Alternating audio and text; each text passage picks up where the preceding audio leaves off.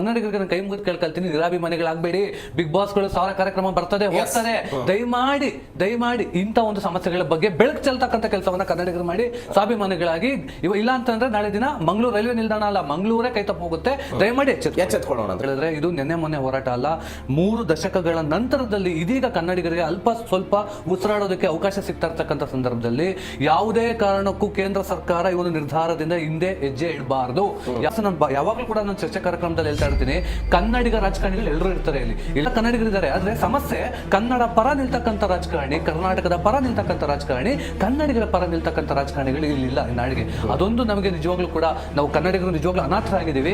ಈಗ ನಾನು ಕೈ ಮುಗಿದು ಕೇಳ್ಕೊಳ್ತೀನಿ ಒಂದು ರಾಜ್ಯ ಸರ್ಕಾರಕ್ಕೆ, ದಯಮಾಡಿ ಮಾತಾಡಿ, ಸಾಕು ಮೌನ ವಹಿಸಿದ್ದು. ನಿಮ್ಮದೇ ಕಾಂಗ್ರೆಸ್ ಒಂದು ಪಕ್ಷದ ಒಂದು ಮೈತ್ರಿ ಸರ್ಕಾರ ಕೇರಳದಲ್ಲಿ ಒಂದು ದೊಡ್ಡ ಮಟ್ಟದ ಹೋರಾಟವನ್ನ ಮಾಡ್ತಾ ಇದೆ. ಕನಿಷ್ಠ ಪಕ್ಷ ಕೇಂದ್ರಕ್ಕೆ ಪತ್ರ ಬರೀತಕ್ಕಂಥ ಕೆಲಸವನ್ನ ಮಾಡಿ ಅಂತ ಈ ಮೂಲಕ ನಾನು ಹೇಳ್ತೀನಿ.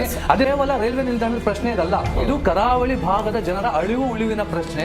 ಮಂಗಳೂರು ಇರ್ತಕ್ಕಂಥದ್ದು ಕರ್ನಾಟಕದಲ್ಲಿ, ಮಂಗಳೂರಲ್ಲಿ ಬರ್ತಕ್ಕಂಥ ಬಂದರು ಮೂಲಕ ಆಗಿರ್ಬೋದು, ಪ್ರವಾಸ ತಾಣಗಳಿಂದ ಆಗಿರ್ಬೋದು, ಅದರಿಂದ ಬರ್ತಕ್ಕಂಥ ಆದಾಯ ಕನ್ನಡಿಗರದು ಅಂದ ಮೇಲೆ ರೈಲ್ವೆ ಇಲಾಖೆಯ ನಿರ್ಧಾರಗಳನ್ನ ಮಾಡಬೇಕಾಗಿರ್ತಕ್ಕಂಥ ಹಕ್ಕು ಇರ್ತಕ್ಕಂಥದ್ದು ಕನ್ನಡಿಗರಿಗೆ. ಅಂತದ್ರಲ್ಲಿ ಪಾಲಕ್ಕಾಡು 350 ಕಿಲೋಮೀಟರ್ ಮಂಗಳೂರು ರೈಲ್ವೆ ನಿಲ್ದಾಣದಿಂದ 350 ಕಿಲೋಮೀಟರ್ ದೂರ ಇರ್ತಕ್ಕಂಥ ಆತ ಹಕ್ಕನ್ನ ಸ್ಥಾಪನೆ ಮಾಡೋದಕ್ಕೆ ಬರ್ತಾ ಇದ್ದಾನಲ್ಲ, ಇದನ್ನೆಲ್ಲ ನೋಡಿದ್ರು ಕೂಡ ಕನ್ನಡಿಗರು ನಿರಾಭಿಮಾನಿಗಳಾಗಿ ನೋಡ್ಕೊಂಡು ಸುಮ್ಮನೆ ಕೂತ್ಕೊಳ್ಳೋದಕ್ಕೆ ಆಗೋದಿಲ್ಲ.